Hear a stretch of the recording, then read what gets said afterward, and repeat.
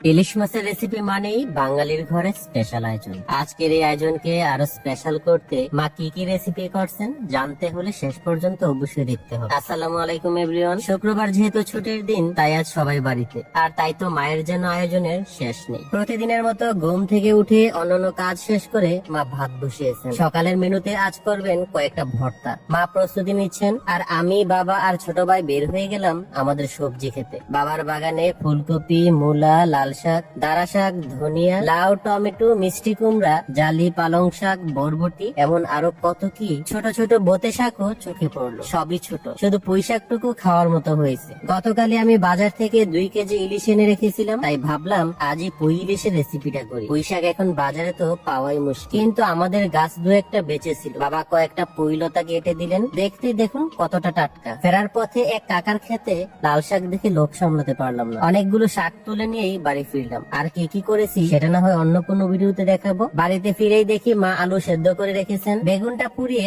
খোসা ছাড়ানো হলো। চুলায় মরিচ টেলে নিলেন, ভর্তায় দিবেন।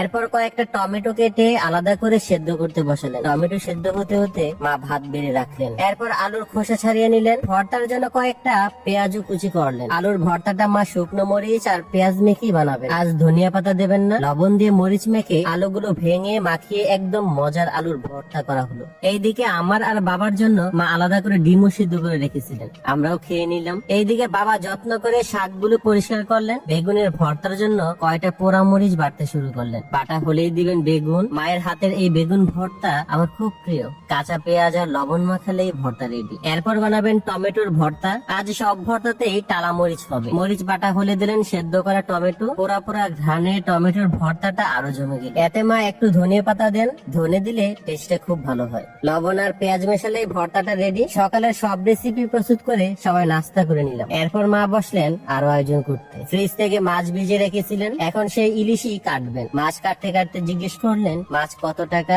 কত কেজি আনলাম? পদ্মার মাছ হলে ভালো খেতে, আর তেলও উঠে বেশি। মা ছোট ছোট পিস করে 2টা মাছ কেটে নিলেন। বাকিগুলো ফ্রিজেই থাকলো। মাছ ধুয়ে পরিষ্কার করে নিলেন। সব দেখাতে গেলে তো ভিডিও খুব লম্বা হয়ে যায়। এবার পুঁই শাক পাতা ছাড়িয়ে ডাটার আঁশ ছাড়ালেন। ছোট ছোট টুকরো করে ডাটাগুলো কাটলেন। 2-1টা আলু কুচি করলেন। চুলায় তখন মাছ ভাজার জন্য কড়াই বসে গেছে। নুন, হলুদ, মরিচ মেখে মা মাছগুলো ছাড়লেন তেলে। উল্টে পাল্টে ভাজলেন। মাছের যে গ্রান বের হচ্ছিল আর কত তেল উঠছিল, এটাই বুঝে ইলিশের আসল স্বাদ। মাছ ভাজা হলে সবগুলো মাছ উঠিয়ে রাখলেন। এরপর মা পুঁই শাক ধুতে গেলেন কলের পাশে। পানিতে ধুয়ে পরিষ্কার করে নিলেন। চুলায় কড়াই বসিয়ে দিলেন তেল। এরপর পেঁয়াজ কুচি। পেঁয়াজটা একটু পুড়ে যাচ্ছিল, তাই অল্প পানি দিলেন। এরপর 2 চামচ মরিচ গুঁড়ো, 1 চামচ হলুদ, এরপর ধনিয়া গুঁড়া আর লবণ দিয়ে মশলা কষাতে লাগলেন। মশলা কষানো হলে দিলেন পুঁই শাক আর কাটা আলু। পুঁই শাকে মা সবসময় আলু দেন, তাতে স্বাদ নাকি আলাদা আসে। নেড়ে চেড়ে ঢাকনা দিয়ে পুইয়ের নিজের পানিতে কষিয়ে নিলেন। এরপর ভাজা মাছের তেল থেকে